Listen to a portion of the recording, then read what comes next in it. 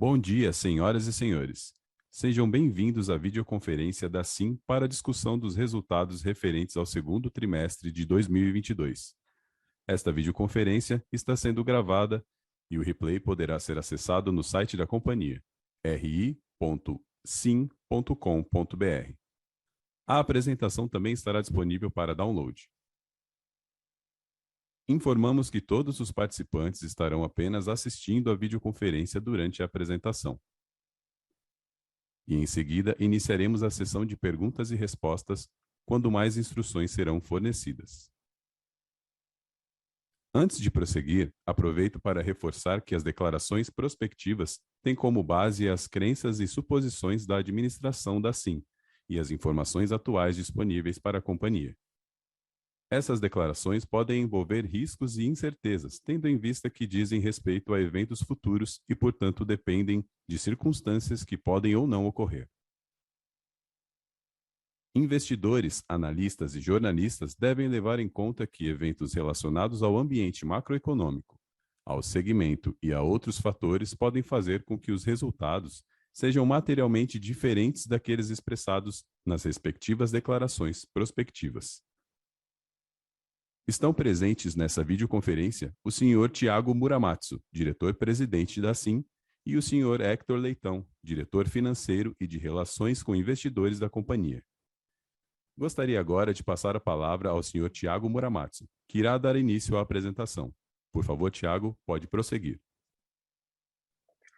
Bom dia a todos, obrigado pela disponibilidade de tempo para ouvir o nosso resultado do trimestre, né? Conversar um pouco sobre o que aconteceu nesse trimestre.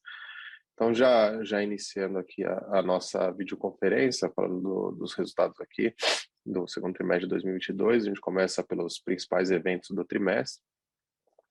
A gente fez uma antecipação aqui de pagamento da 13ª debênture de 98 milhões, foi um resgate aí de 98% de uma das séries que a gente fez a emissão em 2021, que tinha vencimento em 2024. Aí a gente tentando também otimizar um pouco do nosso caixa. A gente liquidou a 11ª debênture aí com o pagamento de 100 milhões em maio de 22. Também a gente fez uma distribuição de dividendos de 80 milhões, né, no final de maio também, com a DataX 16 de maio. E, finalmente, a gente fez um primeiro aqui investimento em tecnologia, um investimento pequeno, tá dentro da estratégia que a gente tem aqui desenhada para fazer alguns investimentos em tecnologia, que é no Condoconta. A Condoconta, ela é um condomínio, é um banco digital focado em condomínios. Eles atendem majoritariamente condomínios residenciais, mas também alguns condomínios corporativos. Nessa rodada a gente fez um investimento de um pouco menos de 4,5 milhões de dólares para comprar 10% aqui de participação nessa startup. Eu acho que um evento também que a gente gostaria de destacar nesse trimestre foi a Jaguar Parade. Essa daqui é uma ação que é continuidade de outras ações que já tiveram no passado, aí de Paw Parade, Elephant Parade.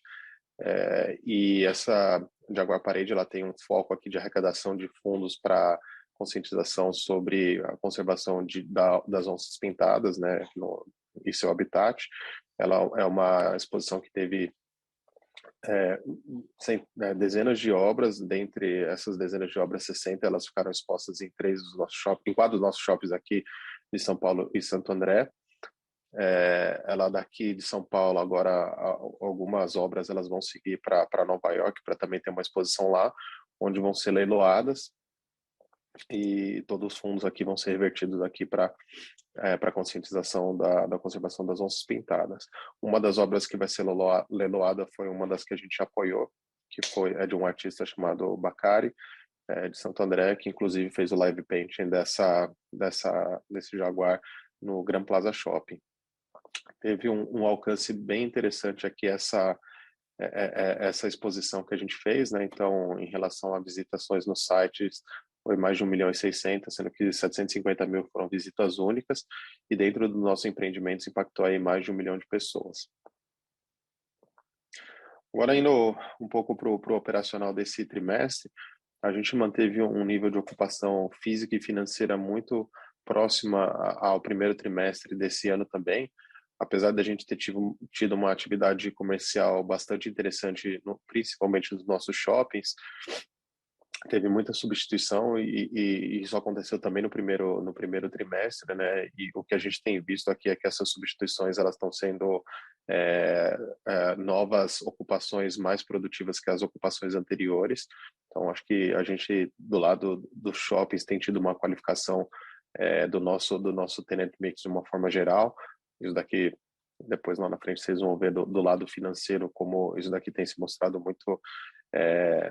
muito produtivo, olhando descontos, olhando inadimplência. Então, a gente acredita que, apesar de ter mantido um nível parecido com os últimos 2, 3 trimestres, a qualidade que a gente tem feito e o volume que a gente tem feito de negociações, eles estão sendo bastante positivos aqui para o nosso portfólio.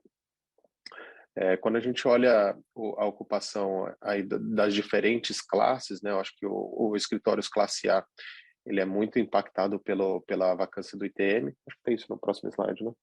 Pode passar então para mim, por favor. Aqui dos shoppings, eu acho que eu já falei um pouquinho. Continuar aqui então, antes de entrar nos escritórios, né? Falando das vendas, a gente teve um crescimento aí de aproximadamente 1%, tanto em same-store sale como em vendas totais, quando comparado com o segundo trimestre de 19. As vendas de mesma loja, a gente teve aqui de um trimestre para o outro aqui um crescimento bem interessante aqui de quase 60%. E quando a gente olha o nosso fluxo de estacionamento, né, do segundo TRI de 19 para o segundo TRI de 22, a gente teve uma queda de quase 20%. Isso abriu outras oportunidades para a gente, né? Obviamente que quando a gente compara o fluxo de estacionamento e o fluxo de pessoas ele não tem caído nessa mesma proporção, né? Então a gente está com 20% a menos no fluxo de veículos, porém a gente está single digits aí de queda no fluxo de pessoas. E quando a gente olha em termos de produtividade do real estate de estacionamento, a gente tem conseguido aproveitar um pouco dessa vacância, entre aspas, aqui de 20% do nosso estacionamento para outros usos. Então, a gente tem dado uso para mídia, tem dado uso para storage, tem dado uso para tenda de carro usado, para estacionamentos mensais, enfim, para utilização para eventos. E aí, quando a gente olha em relação ao financeiro do nosso estacionamento, apesar da queda do fluxo de veículos, a gente tem um crescimento sobre 19 aí, no consolidado de mais de 14%, por conta, acho que, dessa produtividade que a gente tem tentado tirar para não deixar o real estate ocioso. Voltando agora, então, para os edifícios corporativos, né? Então, acho que o grande vilão aqui para a gente estar com o índice de ocupação baixo aí no 62,6% do ITM, ele está praticamente 100% vacante desde que o Itaú desocupou o ativo como um todo no primeiro semestre do ano passado. A gente tem, obviamente, trabalhado bastante aqui na ocupação desse ativo, mas ele é um ativo com bastante peculiaridades, né? Então a gente tem tido um pouco mais de dificuldade na alocação. Em contrapartida, quando a gente considera o valor de locação de uma área como essa, que é obviamente mais baixo do que o restante do portfólio que nós temos, a gente aumenta aqui a ocupação financeira de 62,6% para 74%. Quando a gente olha nos nossos os AAAs, né, que a gente está aí com uma ocupação financeira próxima dos 90%, a gente hoje, dentro da nossa carteira, tem 2 ativos que a gente considera dentro dessa categoria, né, que é as Torres JK e o CEO no Rio de Janeiro, né, que ele fica na Barra da Tijuca, né? Então, individualmente, o CEO ele tem um peso muito maior aqui nesse AAA, nessa vacância de AAA do que o JK, porque o JK ele está praticamente 100% locado. E olhando também no classe A gente tem uma vacância grande em 2 ativos somente, né? Que é no Suárez Trade em Salvador E aqui no Brasília Machado, acho que nos próximos trimestres a gente vai ter boas notícias em relação a ele. O Suarez Trade ele tem pouca representatividade aqui dentro do cômputo total aqui dessa cesta de vacância. Então, acredito que nos próximos trimestres a gente vai ter um bom incremento aqui nos nossos índices de ocupação. Então, agora eu vou passar para o Hector aqui falar um pouco sobre o resultado financeiro, que tem um reflexo, obviamente, muito grande do resultado operacional que a gente acabou de conversar um pouquinho. Bom dia a todos. Obrigado, Thiago. Obrigado a todos aí pela presença. Vamos começar falando aqui do resultado operacional dos ativos, né, o NOI, que é a receita líquida operacional. Quando a gente olha o NOI total do trimestre versus 2021, a gente teve uma queda de 16%, né? E quando a gente olha no semestre, uma queda de 10,4%. E aí o grande impacto aqui, a justificativa dessa queda foi que no ano passado a gente fez a venda de 5 edifícios corporativos, mais o shopping Estação BH, e esses ativos trariam, né, se considerasse a mesma base de resultado do ano passado, trariam 44 milhões aqui a mais de resultado. Então, para separar um pouco esse efeito do que é portfólio e o que é performance dos mesmos ativos, aqui do lado direito, eu tenho 2 gráficos onde mostra o NOI das mesmas propriedades, né? Então, comparando os mesmos ativos. E aí sim a gente tem um crescimento de 43,5%, a gente chegou a 45 milhões e meio no segundo TRI de NOI, versus 31,7 no segundo TRI de 21, e no semestre a gente chegou a 90 milhões de NOI versus 56 milhões, um crescimento de 61,3%. E aqui eu quero destacar um ajuste importante, que acho que o leitor das demonstrações precisam estarem atentos aí ao que a gente abriu no release, que é o efeito de linearização de desconto, que tem impactado bastante o nosso resultado, e teve uma mudança de critério nesse trimestre. Então, desde o início da pandemia, no segundo TRI de 2020, a maioria das companhias começaram, e a gente também, começaram a linearizar os descontos dados ali concedidos aos lojistas ao longo do período de contrato, né? Isso porque esses descontos, em sua maioria, eram condicionados ao pagamento, à adimplência do pagamento ali de condomínio, do próprio aluguel ali residual, depois dos descontos. Então, isso a gente entendeu junto com a auditoria na época que deveria ser linearizado, né, de acordo com as regras contábeis, e isso tem tido um impacto importante aqui no nosso balanço desde então. Então, quando a gente expurga esse efeito quando a gente olha esse efeito de linearização de trimestres anteriores, a gente vê um resultado melhor aqui de 10 milhões no nosso NOI caixa versus o contábil. Então, aqui já está ajustado. Um outro impacto que a gente teve esse trimestre, que é relacionado ao que eu comentei, é justamente a gente parar de linearizar esses descontos por entender que os efeitos aí da pandemia e as condições contratuais mudaram, né? A gente já está num período de normalidade aqui. Então, a partir do segundo trimestre, a gente também deixou de linearizar esses descontos concedidos, né, esses descontos temporários que a gente concedeu no trimestre. Então, isso também teve um impacto importante versus o segundo TRI de 21. Então, para limpar um pouco esse ruído aqui dos números, a gente ajustou e no release tem muito bem explicado. Mas depois à frente eu vou comentar novamente, porque no EBITDA, quando você olha o resultado, parece que a gente está com um resultado operacional pior, mas é justamente por conta desses efeitos de critérios contábeis aqui de linearização, que impactam o nosso resultado aqui, mas não tem impacto caixa, tá? Então, passando para o próximo slide, abrindo aqui entre segmentos, a gente vê aqui claramente que shopping foi, mais uma vez, o grande destaque do trimestre. A gente cresceu 5,8% em relação a 2019 e 52,7% em relação a 21.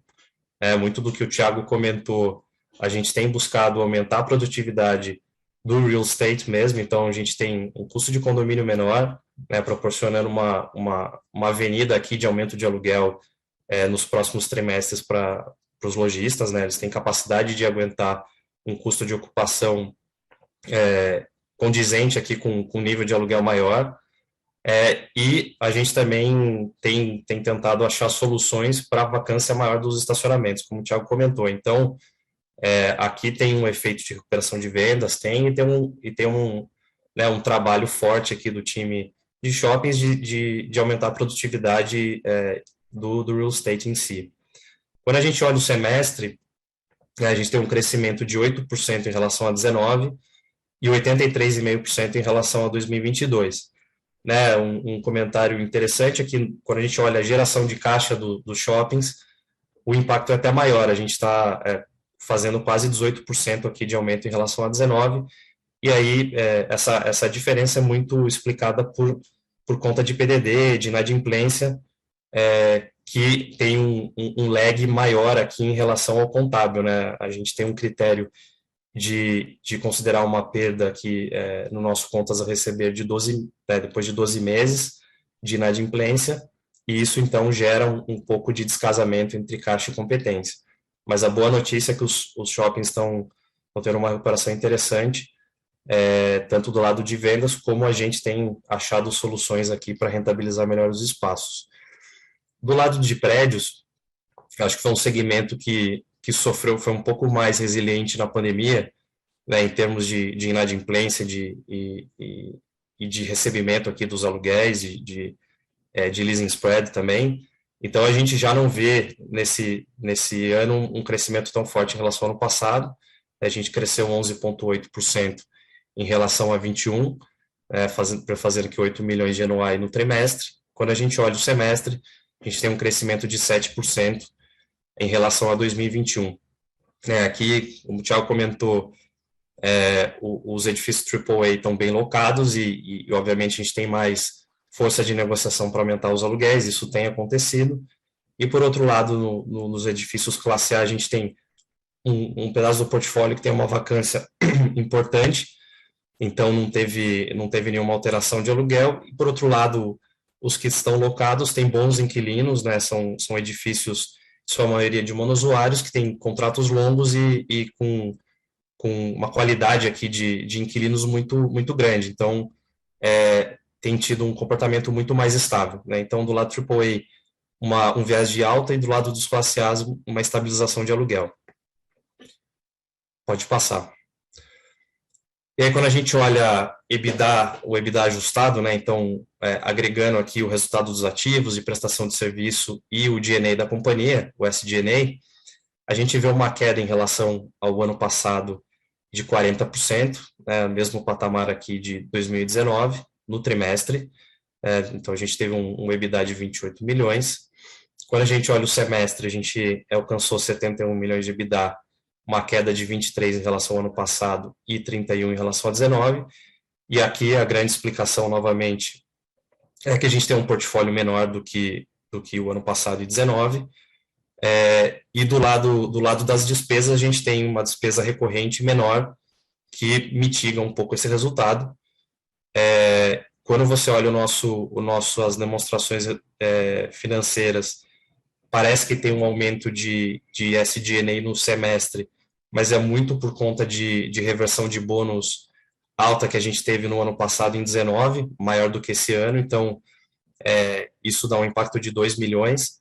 E a gente tem um pouquinho a mais de despesa comercial esse ano do que ano passado, porque a gente tem tido uma movimentação, né, de novas locações um pouco acima aqui para fazer frente a essa vacância um pouco maior, mas eu acho que no running rate a gente vai ter um SG&A bem menor do que a gente tinha em 19 e 21, porque a gente ajustou também um pouco de estrutura e tem sido mais eficiente aqui em despesa.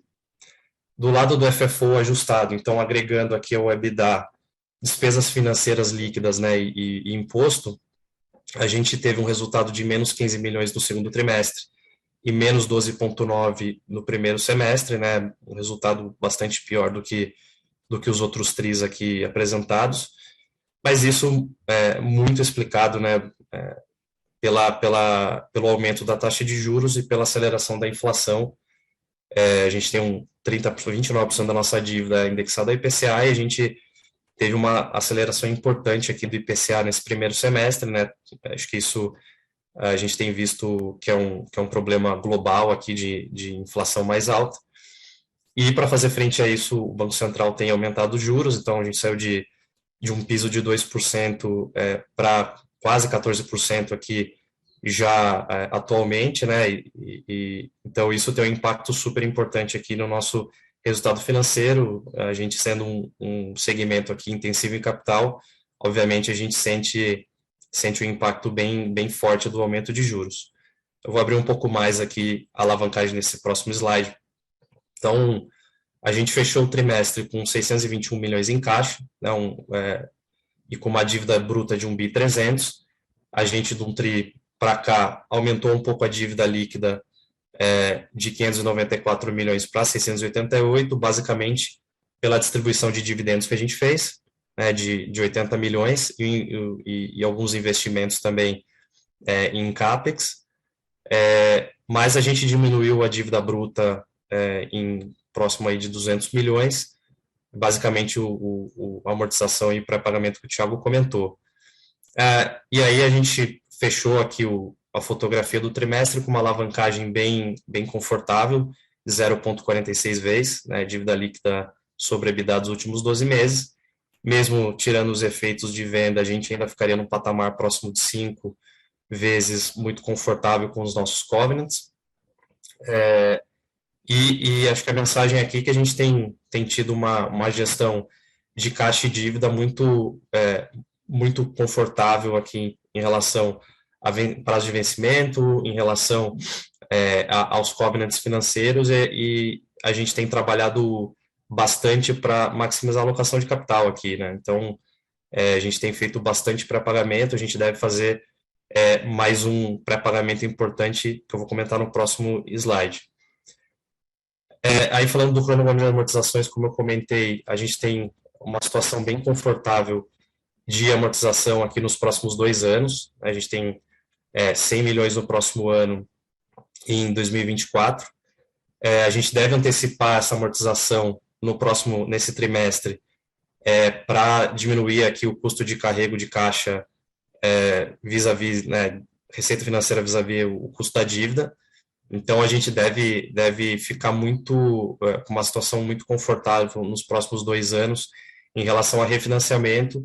Eu acho que é uma estratégia acertada, dado que a gente vai ter um período de volatilidade importante aí nos próximos trimestres, seja de inflação, expectativa de juros que tem melhorado, mas com eleições a gente pode ter muita volatilidade. Então, a estratégia aqui é ter um horizonte aqui bem longo aqui de refinanciamento, e se aparecer uma janela interessante aqui para rolagem de dívida, para diminuir custo, a gente vai fazer e tem estado atento a isso, tá? Então, acho que da parte aqui do lado direito a gente mostra um pouco, eu comentei, 30% quase da nossa dívida é indexada a IPCA e o restante em CDI, e uma fotografia do custo aqui de 16% da dívida corporativa, de custo de dívida, muito impactado pela aceleração do IPCA, né? Se a gente fosse anualizar essa dívida, ia dar próximo de 20%, então teve um impacto importante aqui no primeiro semestre, mas a notícia boa, né, que a gente vem, né, a expectativa de desaceleração da inflação aí nos próximos trimestres, então a gente deve ver esse custo de dívida reduzir já mais próximo de 15%, né? Então, acho que daqui para frente a gente tem um cenário um pouco mais claro aqui do que a gente vai fazer, e eu acho que é isso. Estamos numa situação bem confortável. Acho que da parte financeira eu já encerrei aqui. Obrigado.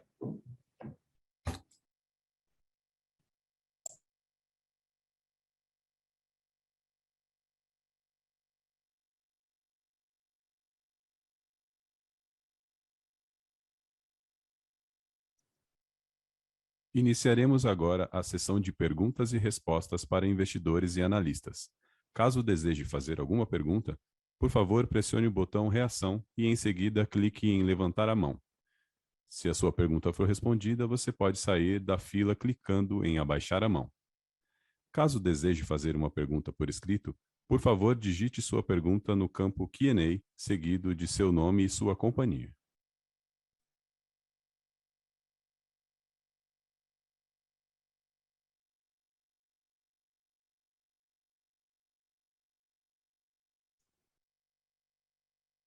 Nossa primeira pergunta é do Sr. Carlos Herrera, condoinsider.com. No balanço, vocês têm ativos para venda de 150 milhões de reais. Por favor, será que conseguem entregar mais detalhes sobre esses ativos? Como está indo essa negociação?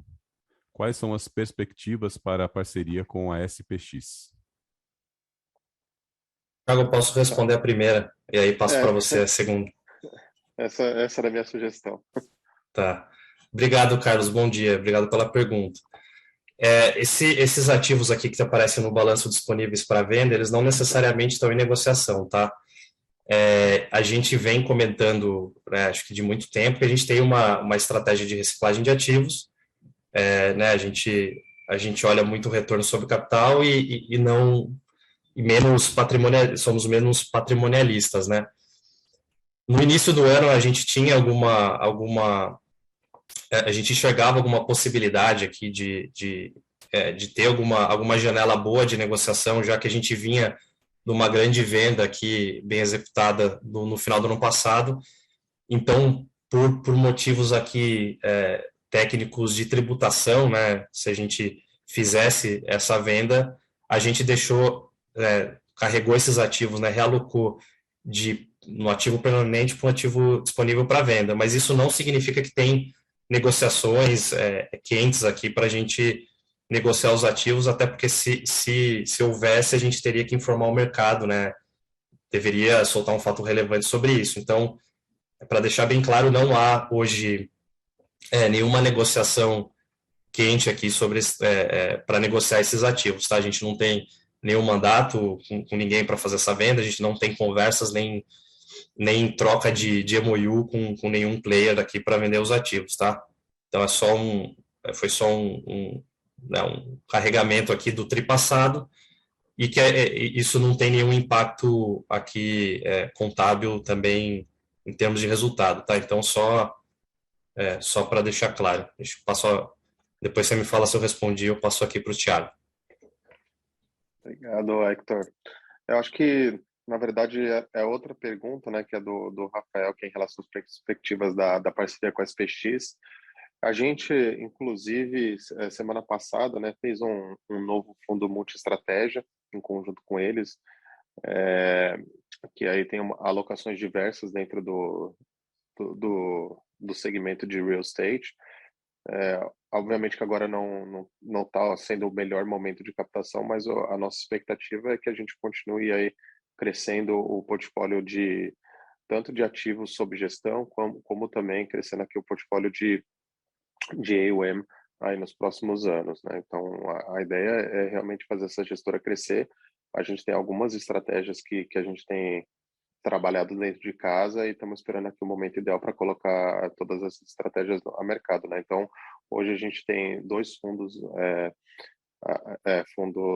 já em curso, né? Que foi o primeiro fundo que a gente levantou, que é um FIP, multi-estratégia também, onde a gente tem desenvolvimento de um galpão e de incorporação residencial. E a gente lançou um fundo imobiliário multi-estratégia também, onde a gente tem tanto tijolo quanto papéis dentro da estratégia desse fundo, tá bom? Então, a ideia é crescer assim que o mercado der mais abertura. Portanto, a resposta do Rafael de Salles sobre a parceria com a SPX foi respondida. Nossa próxima pergunta é do senhor André Dib. Sobre o ponto de custo de ocupação e as eficiências do condomínio, vocês veem espaço para mais ganhos de eficiência nessa frente? Como o custo de condomínio evoluiu de 2019? Por fim, o que vocês veem de trigger para aumentos de aluguel em shoppings? Tá, posso responder essa aqui, Hector? Acho que a gente... então, eu vou responder primeiro aqui. Espaço para eficiência sempre tem.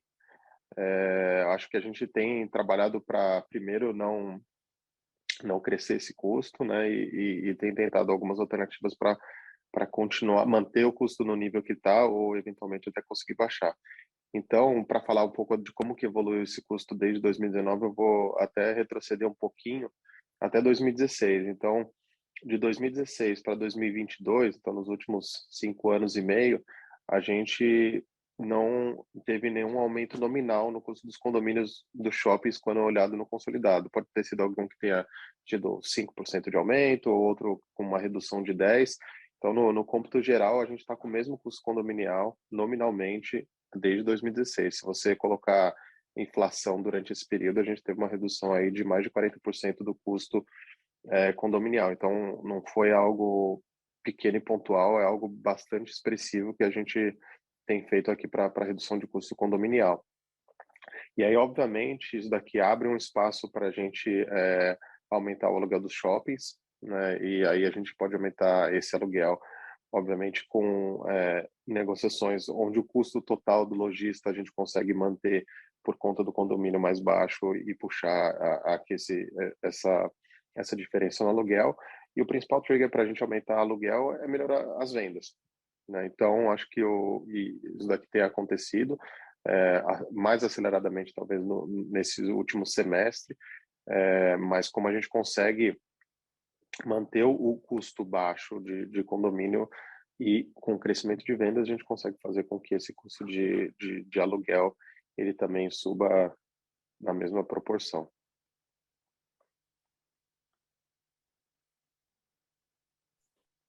Nossa próxima pergunta é da senhora Isabelle Bering. Qual será o valor destinado a pagamento de dividendos nesse semestre? Posso responder aqui, Thiago. Isabel, obrigado aí pela pergunta. A gente não deve pagar dividendos, tá, no próximo semestre. Isso porque a gente só paga dividendo, né, por lei se tiver algum lastro aqui em lucro, né, ou lucro acumulado ou lucro do período, né. Geralmente lucro acumulado aqui de períodos anteriores. E a gente não tem esse lastro, né? A gente basicamente remunerou o acionista, né, bastante aí nos últimos, né, 6 meses, né, 7, 8 meses. E a gente deve ter, né, como eu comentei, nos próximos trimestres, ainda uma despesa financeira muito, que vai impactar muito significativamente aí o nosso resultado. Então, a gente não deve ter espaço aí para distribuição de dividendos, tá? Então, acho que o foco aqui nos próximos trimestres é, de novo, melhorar a produtividade dos ativos e fazer uma gestão de dívida aqui para melhorar aqui o custo de capital, a estrutura de capital, chegar na estrutura de capital ótima aqui da companhia. Então, acho que é isso. Nossa próxima pergunta é do senhor Robson Tsukagoshi. Primeiro, a companhia está com algum plano de expansão até o final do ano?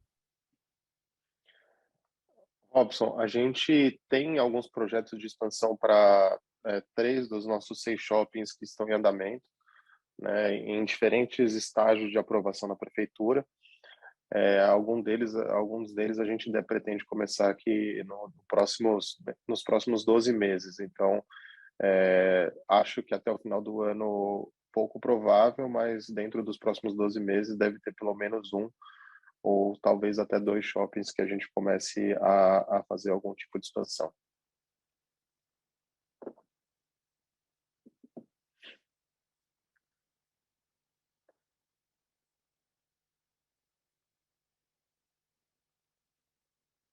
Nossa próxima pergunta é do senhor Carlos Herrera, da condoinsider.com. Sobre a aquisição de 10% na Condoconta, ela já está no balanço do segundo trimestre de 2022? Caso não, quando deverá entrar? E, por favor, poderiam explicar sobre que tipo de sinergias poderia haver entre a empresa e a Condoconta? Bom, em relação ao balanço, sim, já tá na conta de investimentos. Você quer falar, Thiago, sobre sinergias? Eu posso falar. Até o Diego, acho que assim, o que a gente tem olhado é tudo que está em tecnologia, que está tudo dentro do nosso espectro de atuação. né? Algumas coisas um pouco mais fora, algumas coisas um pouco mais distante.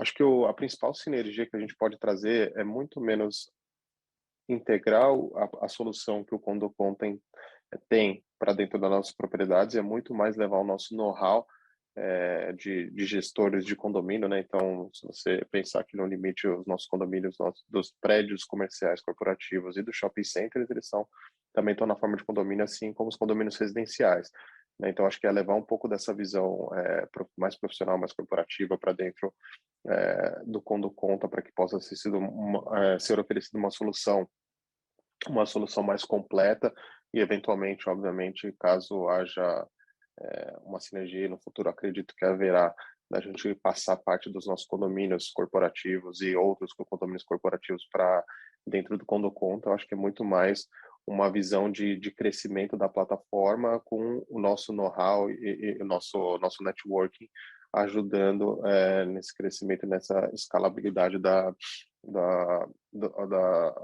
solução do Condo Conta.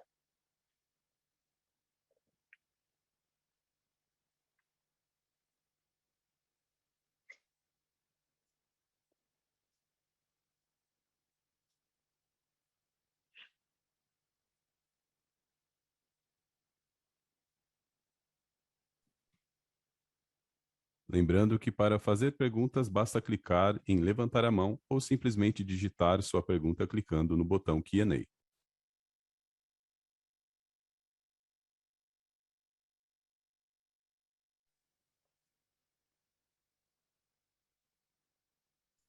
Novamente, para fazer uma pergunta, favor clicar em levantar a mão ou simplesmente digitar sua pergunta clicando no botão Q&A.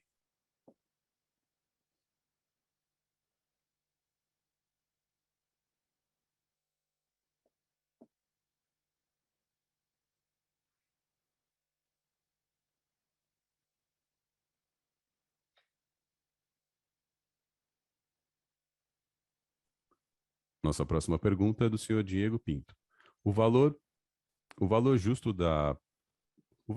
das propriedades que está em notas explicativas é feito por fluxo de caixa descontado. Vocês chegaram a fazer o valor justo caso fossem vender eles? Ou por custo de reposição, considerando os valores dos M2 de venda no ano passado? Ô, Diego, cara, acho que a negociação de valuation, ela não tem uma resposta direta, né? A gente entende aqui qual que é o valor dos ativos, que passa por um mix de muitas coisas, né? Eu acho que o fluxo de caixa é obviamente uma delas. A gente tem o cenário macroeconômico de crescimento de aluguéis como um driver também para a gente determinar qual que é o valor adequado para venda. Os juros, ele também acaba ditando muito quando a gente olha por uma avaliação por cap rate. Então, assim, acho que é uma cesta de variáveis e de diferentes metodologias de avaliação que a gente usa para estimar o valor dos ativos na hora de uma transação. E aí, quando a gente coloca o valor nas notas explicativas, daí a gente está seguindo muito mais um critério contábil para poder demonstrar qual que é o valor das nossas propriedades. Mas eu acho que na hora que entra numa negociação de venda de fato, são vários diferentes fatores e várias diferentes metodologias que a gente usa para poder chegar no valor adequado de venda. Então, acho que até interessante assim, quando você olha o valor justo que tinha as propriedades que a gente vendeu no passado, com o que estava contabilizado no nosso balanço, a gente acabou vendendo até por um valor acima do valor contábil. Nossa próxima pergunta é um áudio do senhor Elvis Credêndio, do BTG Pactual. Bom dia, pessoal. Tenho duas perguntas aqui do meu lado. Queria primeiro entender com vocês como que vocês estão vendo a retirada de descontos nos próximos trimestres, né? Se a gente já observa aí o same-store sales no mesmo patamar de 2019, né? Então, queria entender se essa redução ela deveria ser um pouco mais rápida ou mais gradual mesmo. E a segunda pergunta é mais do lado de vacância nos escritórios, né? Se puderem dar um update de como estão as negociações, como estão vendo a demanda aí para alocações, tanto no ITM como nos outros empreendimentos, seria legal. É isso. Obrigado. Quer responder a primeira, responde a segunda, Hector? Sim. Bom dia, Elvis. Obrigado aí pela pergunta. A gente tem um lag aqui, uma defasagem para a gente começar a enxergar isso no balanço, porque geralmente a gente dá descontos, né, muitas vezes de 3 meses, né, no limite 6 meses, dependendo do caso, dependendo se o lojista está entrando agora, né, novas locações tem uma carência de obra e às vezes uma carência de 1 mês ou 2 depois do cara inaugurar. Então, eu acho que na ponta ali, na negociação, acho que sim, a gente vai ter uma redução de desconto ali no spot, né? Mas no contratado, acho que vai ter uma redução gradual, né? A gente vai vendo essa redução ao longo dos trimestres e também a gente vai abrindo o que é impacto de trimestres anteriores que não tem efeito caixa para tirar um pouco desse ruído aí de critério contábil. Mas acho que, como o Thiago falou, o trigger aqui, né, na outra pergunta do André, o trigger é venda, né? Se a gente conseguir manter esse crescimento de venda, sim, acho que a gente tem o poder aqui de tirar os descontos de uma maneira mais rápida. Então, acho que, para não querer fazer futurologia, acho que vai depender muito das vendas aqui, como a gente projeta isso para frente. O que a gente tem visto, sim, é uma recuperação boa, principalmente do Shopping Cidade de São Paulo, né, que tem sido o ativo que tem uma representatividade grande no nosso resultado e tem apresentado números menores que 19, né, tem sido uma exceção no portfólio, isso muito por conta, né, de um trabalho ainda híbrido, né, e isso deve permanecer permanentemente, mas a gente tem percebido que a frequência, o movimento ali de turista e de office na Paulista tem aumentado gradativamente. Então, sim, eu acho que do lado das vendas a gente vai aumentar, vai ter esse crescimento gradual muito aqui por conta do Cidade de São Paulo, que está recuperando bem, e isso deve, como os descontos aqui, como eu falei, são temporários, a gente consegue ter um poder aqui de aumento de aluguel muito rápido, se essa venda responder rápido, tá? Então, acho que eu respondi. Vai lá, Thiago. Bom, aqui, então, continuando na segunda pergunta aí do Elvis, então, até além do nosso portfólio, né, próprio, a gente também continua como gestores do portfólio que a gente vendeu para a Brookfield no final do ano. Então, a gente tem percebido aqui as dinâmicas de mercado, né? Então, acho que o primeiro semestre estava muito forte, né? Então, tanto que a gente conseguiu aumentar aqui os valores da alocação dos nossos edifícios, né? E aí foi refletido até no NOI que o Hector apresentou. Agora, esse mês de julho, normalmente é um mês um pouco mais fraco, os tomadores de decisão, eles acabam tirando férias ou não estão todos juntos para poder tomar decisão. Então, vamos ver agora esse início de semestre aqui para a retomada das atividades de locação. Esse ano é um ano atípico, né? A gente tem aqui eleições acontecendo em outubro, depois tem Copa, acho que Copa com impacto bem menor, mas eu acho que vai ter muita decisão que vai acabar sendo postergada, de mudança de localização sendo postergada aqui para o próximo ano. Tendo dito isso, eu acho que do nosso portfólio de ativos, e aí a gente tem poucos ativos com vacância, né? Então dá para quase endereçar individualmente esses ativos.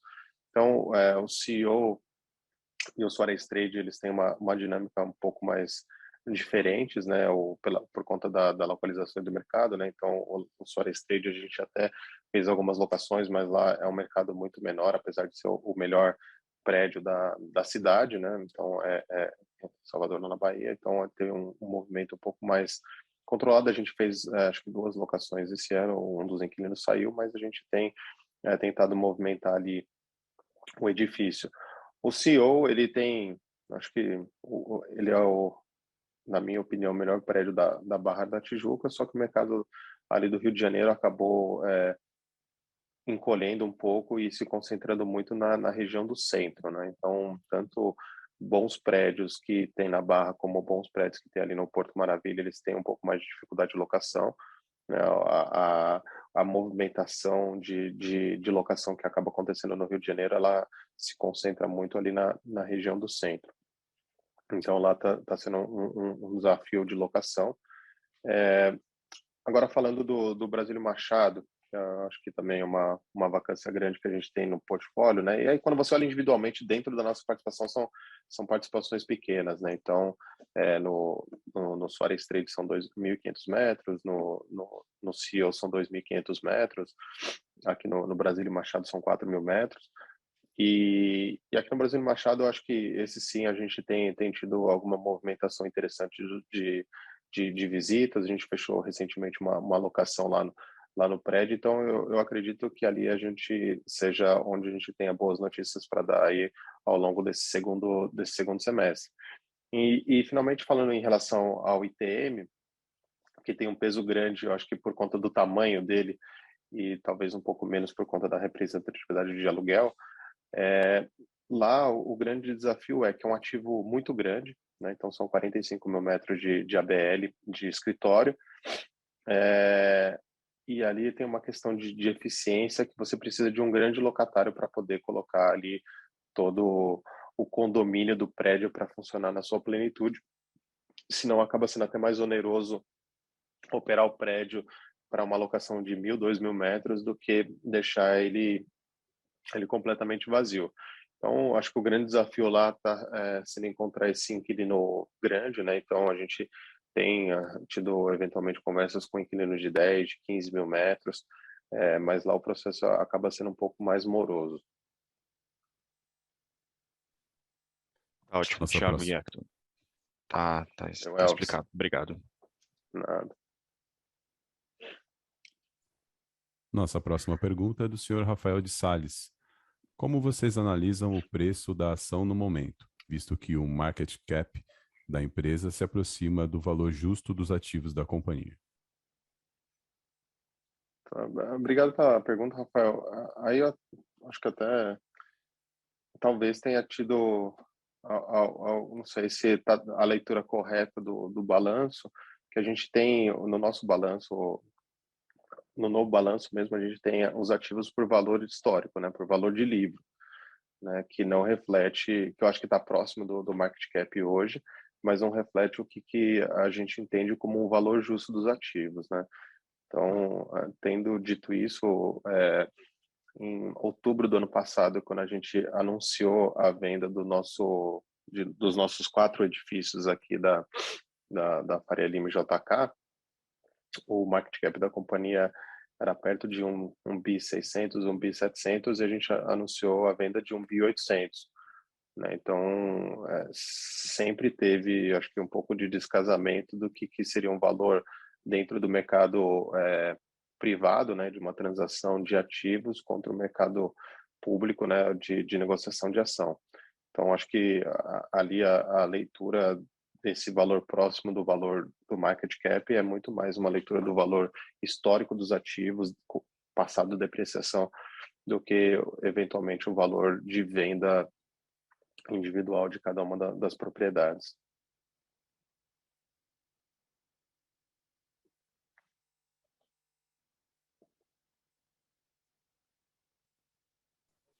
A sessão de perguntas e respostas está encerrada. Gostaríamos de passar a palavra ao senhor Thiago Muramatsu, que faça as considerações finais da companhia. Bom, eu acho que depois de 2 anos quase, né, de muita luta e muito desafio por conta das restrições que foram impostas, principalmente aos shoppings, eu acho que as coisas aos poucos começam a retomar um ritmo de normalidade, e eu acho que os resultados operacionais desse trimestre e desse semestre também refletem um movimento muito positivo, pelo menos dentro da nossa perspectiva. Claro que acaba sendo um pouco ofuscado por conta do custo de juros, né, e de como isso impacta o nosso balanço, mas na nossa leitura, eu acho que na leitura aqui e boa parte dos economistas com quem a gente conversa, né, agora a tendência de uma estabilização com uma futura queda da curva de juros, o que vai ser muito interessante aqui para o nosso resultado do negócio como um todo, e a gente tem perspectiva bem positiva aqui em relação ao resultado operacional que a gente vem, acho que melhorando trimestre a trimestre, e a gente tem trabalhado bastante aqui para a gente continuar nessa mesma toada. Então, agradeço de novo a todas as perguntas. Acho que as perguntas elas capturaram muito do que a gente tem de perspectiva para o nosso portfólio, para a nossa companhia. E, obviamente, que eu, o Hector e o Felipe, todo o time de RI aqui está à disposição para tirar novas dúvidas, para entender qualquer coisa que vocês precisem aí para terem mais claro como que essa companhia ela tá hoje. Então, agradeço a todos, bom dia.